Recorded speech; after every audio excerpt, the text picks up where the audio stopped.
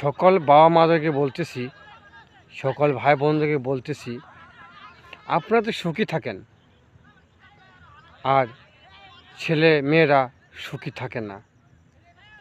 সংসারে একটু ঝগড়া বিবাদ হলে আপনারা ডিভোর্স দিয়ে দেন, তালাক দিয়ে দেন, ছাড়াছাড়ি হয়ে যায়।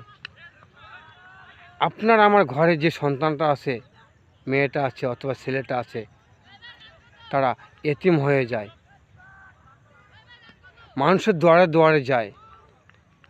তখন ওই ছেলেকে কি ওই মেয়েকে কি বলে, তুই জারক, কারণ তার তো বাপ মার পরিচয় দিতে পারে না, তা তো দুজনে দুজনে আলাদা হয়ে গেছে, কার কথা বলবে?